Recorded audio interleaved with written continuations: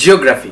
Geography হচ্ছে এমন একটা সাবজেক্ট না, যেটা সব থেকে ইন্টারেস্টিং সাবজেক্ট বলা যেতে পারে এবং সব থেকে এনথুজিয়াস্টিক সাবজেক্ট। আমরা তো ভারতের বিভিন্ন জায়গায় ঘুরতে যাই, বিভিন্ন জায়গার আনন্দ উপভোগ করতে যাই, তো সেই সব জায়গাগুলোকে যেগুলো তোমরা দেখছো সেগুলো সবকিছু পিছনে জিওগ্রাফি লুকিয়ে রয়েছে।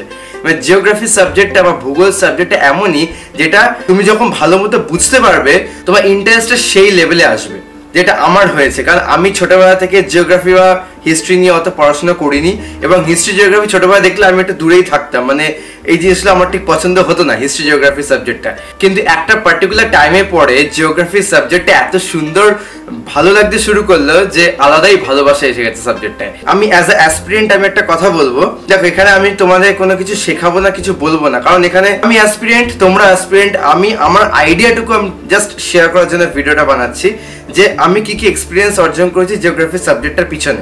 ইকোনমিক্স যেমন বলেছিলাম পুরোটা কনসেপ্টের বিষয়, জিওগ্রাফি সেরকমই পুরোটা কনসেপ্টের বিষয়, পুরো ভাবনার বিষয়। এখানে মুখস্থ করার কোনো ব্যাপার নেই, পুরোটাই বুঝতে হবে তোমাকে। আর এই সাবজেক্টটা পুরোপুরি map oriented, map based subject হবে তোমার কাছে। যদি তুমি ওয়ার্ল্ড জিওগ্রাফি পড়ো, ইন্ডিয়ান জিওগ্রাফি পড়ো, ওয়েস্ট বেঙ্গল জিওগ্রাফি পড়ো, এই ম্যাপগুলো তুমি একদম পুরো ছকে বেঁধে রাখবে। মানে এই ম্যাপগুলো যেন তোমার হাতে তালুর মধ্যে এসে যায়, পুরো নখদর্পণে যেন প্রত্যেকটা ব্যাপার থাকে, প্রত্যেকটা টপিক থাকে, তাহলে দেখবে জিওগ্রাফি সাবজেক্টটা খুবই ইজি। পুরোটা ম্যাপ বেসড ওরিয়েন্টেড ভাই পড়াশোনা করো, দেখবে জিওগ্রাফি সাবজেক্টটা কিছুই লাগছে না। আমি তোমাদের সুন্দর করে একটা ইন্ডিয়া ম্যাপ এঁকে দেখাচ্ছি, কোন কোন জায়গাগুলো বিশেষভাবে গুরুত্ব দিতে হবে সেই জায়গাগুলো জাস্ট আমি ইন্ডিয়া ম্যাপ এঁকে দেখে বুঝিয়ে দিচ্ছি তোমাদের একটু পরেই। আর WBCS এর জিওগ্রাফি সিলেবাস যা আছে মোটামুটি সুন্দর সিলেবাস। এবার দেখো ইউপিএসসি এর জন্য তোমার পুরো ওয়ার্ল্ড জিওগ্রাফি পড়তে লাগে, তবে অতটা লাগবে না। এবার তুমি যদি অপশন হিসেবে চুজ করো জিওগ্রাফি, তোমাকে একটুখানি ওয়ার্ল্ড জিওগ্রাফি ওরকম না, জাস্ট ফিজিক্যাল বা একটুখানি কিছুটা পার্ট তোমাকে পড়তে হবে, কিছুটা পার্ট তোমাকে জানতে হবে। সেটা ইন্টারেস্টিং, সেটা কিছু ডিফিকাল্ট কিছু নয়। কিন্তু আমাদের ইন্ডিয়ান জিওগ্রাফি একমাত্র সিলেবাসে রয়েছে WBCS এ, ওয়ার্ল্ড জিওগ্রাফি এভাবে নেই।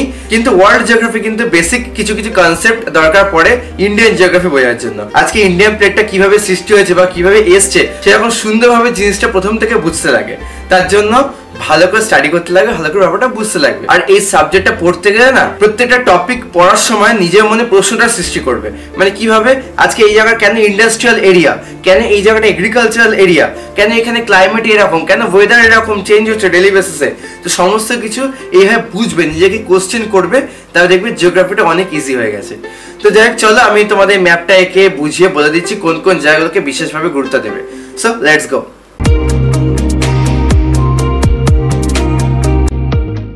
তো চলো আমি তোমাদের ব্ল্যাঙ্ক একটা ইন্ডিয়া ম্যাপ একে আমি বুঝিয়ে দিচ্ছি।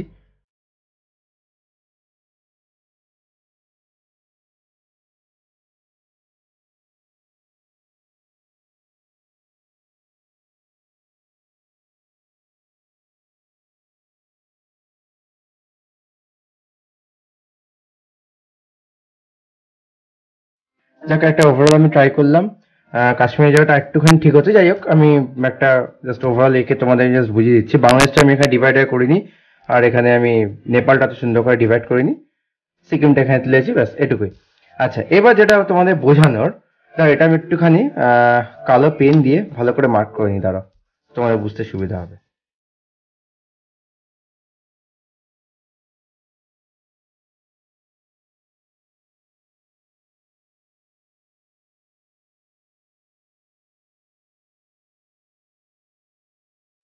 আমরা তো মোটামুটি স্টেটের ব্যাপারটা সবার নলেজ আছে। এদিকে গুজরাট আছে, এদিকে রাজস্থান আছে, জম্মু কাশ্মীর আছে, পাঞ্জাব আছে, হরিয়ানা আছে, উত্তরাখণ্ড আছে, হিমাচল প্রদেশ আছে, তারপরে তোমার এদিকে অরুণাচল প্রদেশ আছে, আমাদের ওয়েস্ট বেঙ্গল এখানে আছে, আর এদিকে সাউথ ইন্ডিয়ান স্টেট গুলো তামিলনাড়ু, কেরালা, অন্ধ্রপ্রদেশ। আচ্ছা, এরপর হচ্ছে যে ফিজিক্যাল পার্টটা আমি জাস্ট একটু তোমাদের বুঝিয়ে দিই বা বলে দিচ্ছি কিভাবে পড়বে। যে আজকে এই জায়গাটাতে, এই জায়গাটাতে কাশ্মীর জায়গাটা কেন ঠান্ডা জায়গা, ঠিক আছে, এই জায়গা কেন ঠান্ডা জায়গা, এই জায়গাটা কেন এত গরম জায়গা, আমাদের এই জায়গাটা কেন নিম্নচাপ সৃষ্টি হয়, আমরা এই জায়গাটা কেন এত ঘূর্ণিঝড়গুলো আসে, এখানে বে অফ বেঙ্গল যে উপর যেগুলো সৃষ্টি হয় কেন বেশি এদিকে এফেক্ট হয়, সেগুলো সবকিছু কারণ হয়েছে, সবকিছু বুঝতে লাগবে। তার জন্য ক্লাইমেটোলজি পড়তে লাগবে। এখানে সাউথ ওয়েস্টার্ন মনসুন ঢোকে, কেন ঢোকে, এদিকে নর্থ ইস্টার্ন মনসুন আসে, কি জন্য আসে, তামিলনাড়ুতে সেখানে বছর দুবার বৃষ্টিপাত হয়। তো এই সবকিছুর পিছনে কারণ রয়েছে। তো প্রথমে বুঝতে গেলে কিভাবে বুঝতে হয়, ফিজিক্যাল ব্যাপারটা বুঝলে এটুকু আমরা জানি, ওখানে কারাকোরাম, লাদাখ, জাংস্কার, পীরপাঞ্জাল এগুলো সব রয়েছে এই জায়গাটায়। তারপরে তোমাদের হিলি রিজিয়ন গুলো পড়বে সুন্দর করে। তবে এখানে ডেজার্ট রয়েছে, কোন কোন জায়গায় ভালো করে মার্ক করে করে পড়বে, মানে প্রত্যেকটা টপিক যখন পড়বে পুরো জিনিসটা না মার্ক করে করে পড়বে। আজকে ডেজার্ট কেন এই জায়গাটা, ডেজার্ট রিজিয়ন আছে রাজস্থান, এই জায়গাটা কেন, ওখানে আরাবল্লী পর্বতটা কেন সৃষ্টি হয়েছে, এখানে বিন্ধ্য সাতপুরা রয়েছে, নর্মদা নদী তৈরি হয়েছে এই জায়গাটাতে, কেন তৈরি হয়েছে, কি জন্য, নর্মদা তাপি কেন ওয়েস্ট ফ্লোয়িং রিভার, ঠিক আছে, তার কারণটা রয়েছে কারণ এখানে বিন্ধ্য পর্বত, সাতপুরা পর্বত রয়েছে। নর্মদা আমরা জানি যে অমরকন্টক পর্বত থেকে এখান থেকে সৃষ্টি হয়েছে, তো এখান থেকে স্লোপটা এসছে, তা ওয়েস্টার্ন দিকে যাবে নিশ্চয়ই, এদিকে আসবে না বে অফ বেঙ্গলের দিকে, তো সেগুলো আমাদের জিনিসগুলো মাথায় ঢোকাতে হবে। আচ্ছা, তারপরে এই জায়গাটা কেন বেশি এত আমাদের ইন্ডাস্ট্রিয়াল এরিয়া বা ইন্ডাস্ট্রিয়াল বেল্ট এই জায়গাটা কেন বলা হয়, ছোটনাগপুর প্রাচীর যে জায়গাটা রয়েছে। তারপরে রিভারগুলো বিভিন্ন জায়গায় এখান থেকে রিভারগুলো তৈরি হচ্ছে, রিভারগুলো তৈরি হয়ে উত্তরাখণ্ড এখান থেকে এসে আমাদের এখান দিয়ে কী কেন বে অফ বেঙ্গলে কীভাবে পড়ছে, তার ডান তীর উপনদীগুলো কি, বাম তীর উপনদীগুলো যমুনা থেকে এসছে, ঠিক আছে। তারপরে তোমার এখানে নেপালে এখানে মাউন্ট এভারেস্টটা রয়েছে, কেন এখানে মাউন্ট এভারেস্ট রয়েছে, হিমালয় রিজনটা আমরা বলি এখান থেকে পুরো এই পর্যন্ত, এবং এইখানটা রয়েছে এখানে পুরো হিমালয়ের যে পর্বত রয়েছে সেখানে পর্বতমালা পুরো এই জায়গাটা জুড়ে বিস্তৃত আছে, পুরো এই জায়গাটা জুড়ে হিমালয় কিভাবে সৃষ্টি হলো, আজকে এই এত বড় প্লেটটা ইন্ডিয়ান প্লেটটা কিভাবে এলো, তার সমস্ত কিছু বুঝে বুঝে পড়তে লাগবে, ঠিক আছে। তোমরা সেগুলো ক্লাইমেটোলজি, ফিজিওগ্রাফি সব চ্যাপ্টার থেকে বুঝতে পারবে যে আজকে কি কারণে এই জায়গাটায় এসছে, সেটা ফিজিওগ্রাফি ডিভিশন পড়লে বুঝতে পারবে।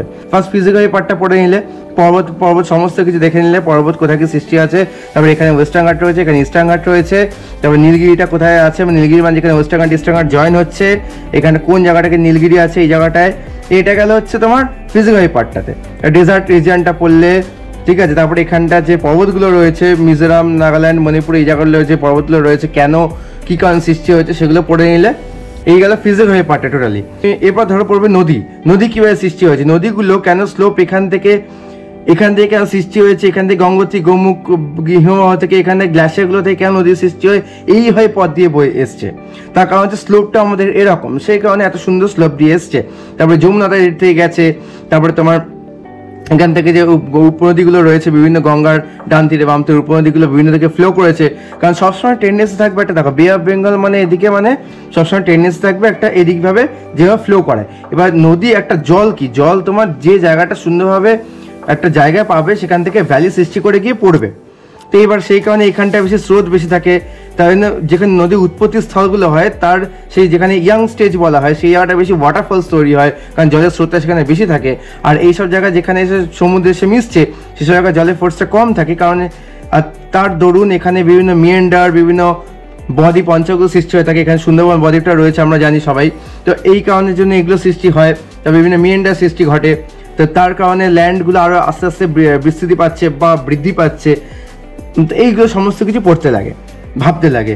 এদিকে নদী, এবার হচ্ছে তোমার নর্মদা তাপ্তি নদী এখান দিয়ে বইছে, ঠিক আছে, এখান দিয়ে বই, কারণ স্লোপটা এদিক থেকে সৃষ্টি হয়ে যেতে এদিক থেকে আসছে, স্লোপটা এদিকেই হবে, এদিকে নিশ্চয়ই হবে না। তারপরে তোমার হচ্ছে কাবেরী রিভার রয়েছে, এখান দিয়ে যাচ্ছে ফ্লো করছে, কৃষ্ণা রয়েছে, মহানদী রয়েছে, ঠিক আছে, সবকটা প্যারালি সুন্দর করে পড়ে বোঝার চেষ্টা করবে। তবে ওয়েস্টার্ন ঘাটে এখান দিয়ে যেগুলো ওয়েস্টার্ন ঘাটে যে বৃষ্টিগুলো এদিক থেকে আসে, ওয়েস্টার্ন ঘাটে এমন একটা বাধা সৃষ্টি করছে যে ওয়েস্টার্ন ঘাটটা এই সাইড থেকে সাউথ ওয়েস্ট মনসুন ঢুকছে, যে ওয়েস্টার্ন ঘাটে ধাক্কা খাচ্ছে, ধাক্কা কেটে এক সাইডে বৃষ্টিপাত হচ্ছে, এক সাইডে বৃষ্টিপাত হচ্ছে না, ওই জন্য বৃষ্টির ছায়া অঞ্চলের সৃষ্টি হচ্ছে, কেন রেইন শ্যাডো রিজিয়ন যেটাকে বলা হয়। তো সমস্ত কিছু এখানে জিনিসটা বুঝতে পারবে। তারপরে এর কি সর্বোচ্চ শৃঙ্গ ওয়েস্টার্ন ঘাটে, ইস্টার্ন ঘাটে কি সর্বোচ্চ শৃঙ্গ, আরাবল্লী কি সর্বোচ্চ শৃঙ্গ, এগুলো সমস্ত কিছু জানবে। তো নদী গেল এই পার্টটা। এবার নদী এখান থেকে তোমার কি নদী এসে সৃষ্টি হয়েছে, এখানে পড়েছে, বাংলাদেশ থেকে কোন নদী এসে জয়েন করেছে, ঠিক আছে, সমস্ত কিছু এখানে বাংলাদেশ, এটা আমি জাস্ট এঁকে দিচ্ছি। তো বাংলাদেশ এখান থেকে কোন নদী এসে কিভাবে আসছে, তো এই সমস্ত কিছু জানতে লাগবে। এখানটা যে লাদাখ রয়েছে, লাদাখ রিজিয়নটা, জম্মু কাশ্মীর লাদাখ যে জায়গাটা রয়েছে সেখানটা কি কি ইম্পর্টেন্স রয়েছে সেটাও তোমাকে জানতে হবে, বুঝতে হবে। কোন নদী রয়েছে, নদীগুলো উপরে তারপর কেন লেক সৃষ্টি করে, সমস্ত কিছু বুঝতে লাগবে। আজকে আমরা যে জায়গাটা গুরুদম্বা লেক ঘুরতে যাওয়া প্ল্যান করি সিকিমে, এই জায়গাটা কি আছে, এত সৌন্দর্য কেন, এখানে একটা সুন্দর লেক তৈরি হয়েছে, লেকটা কেন তৈরি হয়েছে, সেগুলো সমস্ত কিছু জানতে হবে। তো এইরকম দেখা যাচ্ছে পুরো নদী নালা পার্টটা, বিভিন্ন নদীগুলো সুন্দর করে এক একটা যেগুলো ইম্পর্টেন্ট পার্ট সেগুলোই পড়বে। তারপর বিশেষ করে নদীগুলোর উপর ড্যাম যেগুলো সৃষ্টি করছে ইলেকট্রিক ইয়ের জন্য। এদিকে নদীগুলো হচ্ছে আমাদের গ্লাসিয়ার দ্বারা পুষ্ট, মানে হচ্ছে হিমবাহ দ্বারা পুষ্ট, আর এই নদীগুলো হচ্ছে এদিকে এগুলো হচ্ছে পেরিনিয়াল রিভার বলা হয়। কারণ যে বৃষ্টির জলে পুষ্ট বলে, কারণ বৃষ্টি যখন বর্ষাকালে এই নদীগুলোর স্রোত বা জলের পরিমাণ বাড়ে, এগুলো কিন্তু গ্লাসিয়ার জলে পুষ্ট বলে এখানে সারা বছর জল থাকে। ওই জন্য আমাদের এইসব জায়গায় দেখবে এগ্রিকালচার পার্টটা বেশি হয়, এই সাথে রিলেটেড প্রত্যেকটা জিনিস প্রত্যেকটার সাথে রিলেটেড, ফিজিওগ্রাফির সাথে রিভার রিলেটেড, রিভারের সাথে আমার এগ্রিকালচার কৃষিকাজ সমস্ত কিছু রিলেটেড রয়েছে, সেইভাবে বুঝে বুঝে পড়বে। এই গঙ্গা যমুনা এদিকে রয়েছে বলে এগ্রিকালচার ল্যান্ডটা প্রচুর বেশি। তারপরে এখানে পাঞ্জাবের জায়গাটায় আমাদের পঞ্চওয়াদের দেশ বলা হয় পাঞ্জাবকে, তো পাঞ্জাবের জায়গাটা রয়েছে বলে এখানে অনেকগুলো 5খানা নদী রয়েছে। নদীগুলো হওয়ার কারণ এখানে মাটি খুব উর্বর, সেখানে এই জায়গার ধান চাষ কৃষিকাজের পরিমাণটা খুব ভালো মতো হয়, সেই জায়গাগুলো বুঝতে লাগবে। তারপরে তোমার নদীর সাথে এগ্রিকালচার ব্যাপারটা আইডিয়া দিলাম। তারপরে ইন্ডাস্ট্রিয়াল বেল্ট ছোটনাগপুর প্যাচে এই জায়গাটা রয়েছে, কেন এই জায়গাটায় কেন ইন্ডাস্ট্রিয়াল বেল্ট রয়েছে, এখানে গোল্ড মাইনের ব্যাপারটা রয়েছে, কারণ এটাকে আমরা কোলা গোল্ডফিল্ড সবাই জেনেছি বা সবাই আমরা জানি কোলা গোল্ডফিল্ড ব্যাপারে। তো এখানে কোলা গোল্ডফিল্ড রয়েছে কর্ণাটকাতে, কেন রয়েছে, এখানে কেন মাইনিং হচ্ছে, তো এই সমস্ত কিছু ব্যাপারটা বুঝতে লাগে, ঠিক আছে। পুরোটাই আমাদের রক ফর্মেশন স্টেট, আমাদের রকের উপর পুরোটাই, কারণ আমাদের পৃথিবী যেটা পৃথিবীর মাঝখানে পৃথিবীর সেন্টারে কিন্তু একদম 5 ডিগ্রি সেন্টিগ্রেড, ঠিক আছে।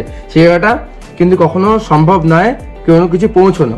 তো আমরা কিন্তু একটা ভূপৃষ্ঠের উপরে বাস করি, এবং ভূপৃষ্ঠের উপরে কীভাবে এসে এই প্রত্যেকটা প্লেট তৈরি হয়েছে, আজকে Indian plate, Eurasian plate, Australian plate, কেন, সেগুলো সমস্ত কিছু ফিজিওগ্রাফি ডিভিশন পড়লে জানতে পারবে। এইভাবে জিওগ্রাফিটাকে সুন্দর করে পড়বে। তারপরে বিভিন্ন টাইপের যে ওয়াটারফলস তৈরি হচ্ছে, আজকে ড্যামগুলো কেন তৈরি হচ্ছে, কারণ পরীক্ষার ড্যাম নিয়ে প্রচুর কোশ্চেন আসে। এই জায়গায় কেন এত ড্যাম বেশি হয়, এই সাউথ ইন্ডিয়ান রিজিয়নটায় এই জায়গাগুলো ড্যাম অত হয় না কেন, অত ড্যাম কনস্ট্রাকশন করা হয় না কেন, বেশি ড্যাম এই দিকটা কেন করা হয়, তার পিছনে কারণ রয়েছে।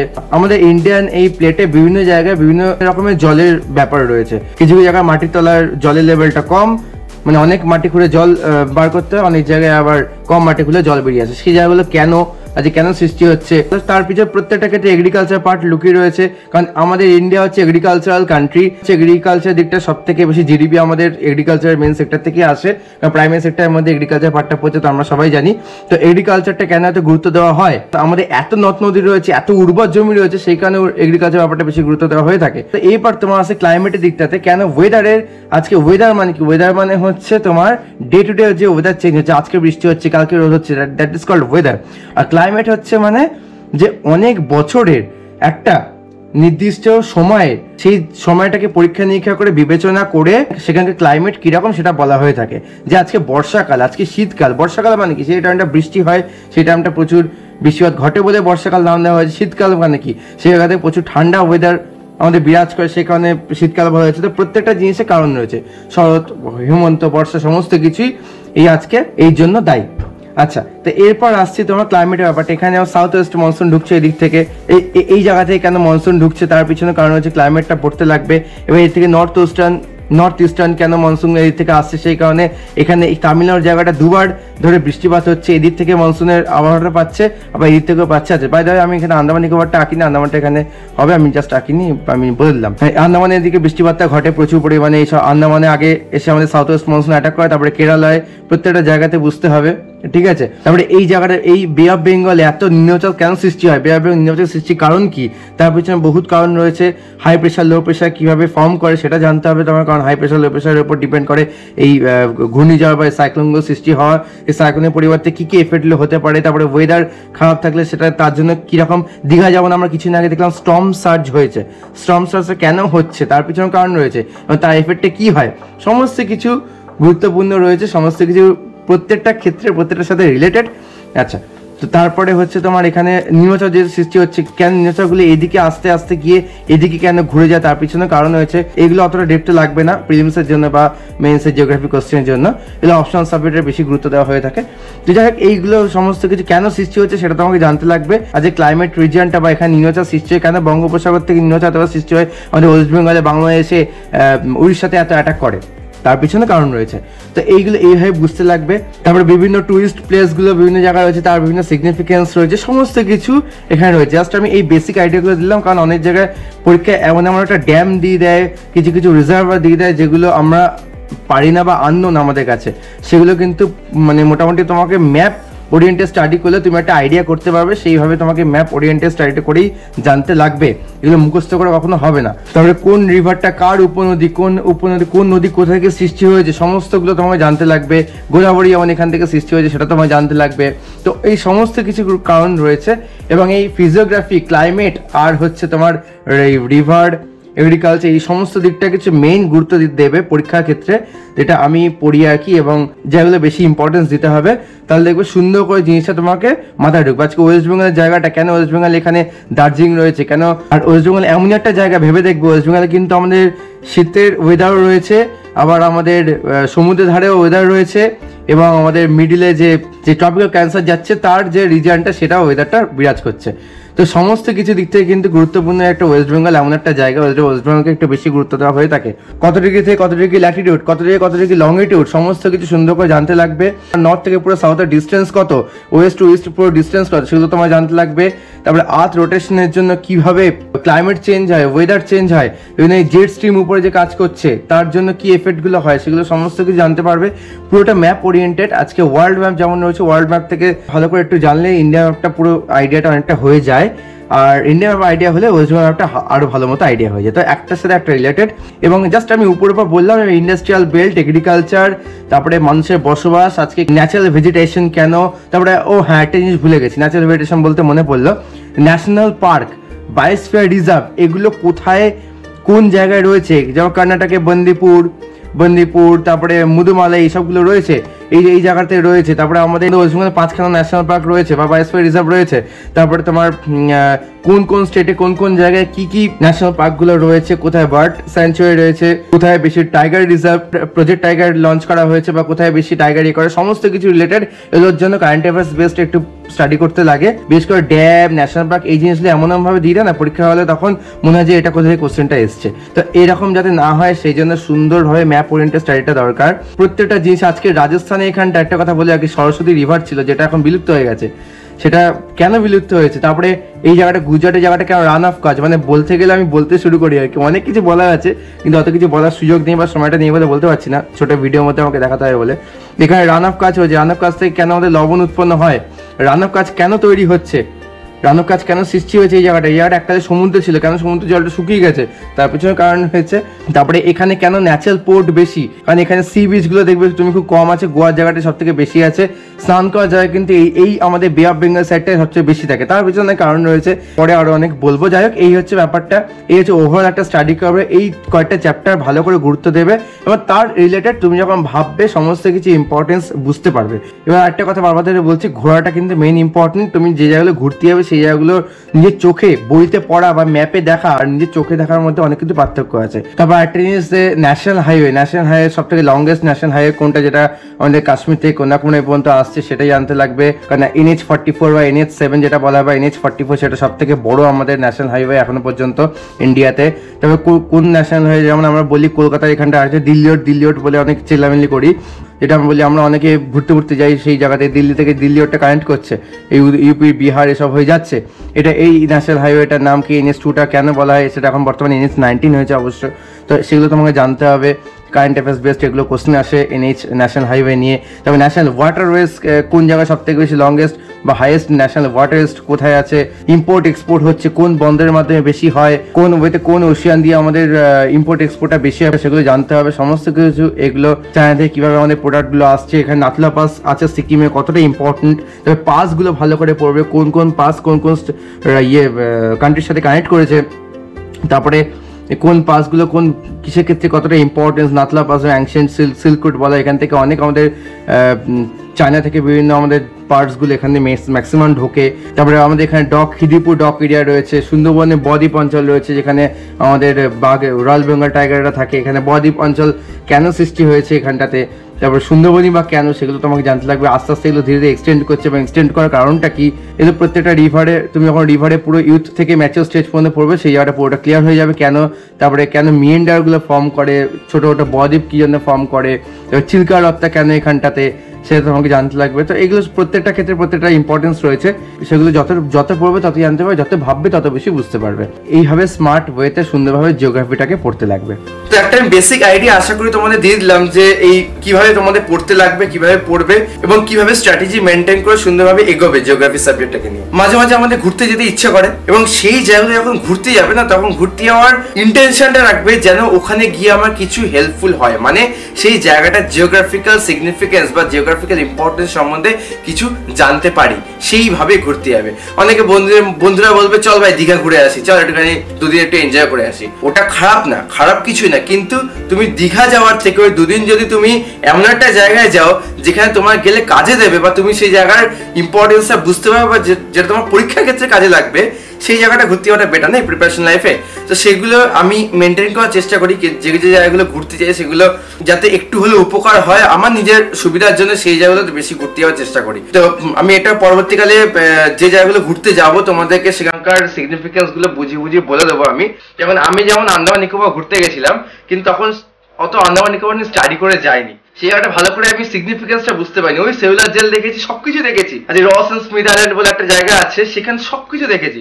নর্থ আন্দামান ঘুরতে গেছি, দিগলিপুরের দিকে সব দেখেছি, কিন্তু ব্যাপারটা হচ্ছে তার যে জিওগ্রাফিক্যাল ইম্পর্টেন্স বা সিগনিফিকেন্সটা আমি বুঝতে পারিনি, কারণ তখন জিওগ্রাফি নিয়ে অতটা ভালো স্টাডি করিনি আমি। তো সেই কারণে বলছি, তোমরা যে জায়গাটা ঘুরতে যাবে আগে ভালো করে ব্যাপারটা স্টাডি করে নাও, যে সেই জায়গাটা যাচ্ছি, সেই জায়গাটা কি কি আছে, কি কি আমার দরকার লাগতে পারে প্রিপারেশন ক্ষেত্রে, সেই জায়গাগুলো ভেবেই ঘুরতে যাও, দেখবে অনেকটা এগিয়ে যাবে। মুখস্থের এখানে কিছু নেই, সাবজেক্টটা মুখস্থ কোনো ব্যাপার নেই, পুরোটাই বোঝার জিনিস, কনসেপ্ট বেসিস, পুরোটা ম্যাপ ওরিয়েন্টেড। তুই ম্যাপটাকে সুন্দরভাবে মাথায় রাখবে, দেখবে যে কোনো জিনিসের প্রবলেম হবে না, দেখবে জিওগ্রাফিটা পুরো জলের মতো ক্লিয়ার হয়ে যাবে। তো যাই হোক, এটুকুই। আর যদি তোমাদের কিছু জিজ্ঞাসা থাকে অবভিয়াসলি কমেন্ট করে জানিও। জিওগ্রাফিতে অনেক কিছু আছে, কিন্তু অত তো বলা সম্ভব নয়, আমি ভিডিওর মাধ্যমে জিস্ট করে যেটুকু দরকার সেটুকু আমি বলে দিলাম। পরবর্তীকালে আরো ভালো করে আমি পরে বুঝিয়ে বলবো, যদি তোমরা চাও কমেন্ট করে আমাকে জানিও, সেই বুঝে আমি বানাবো।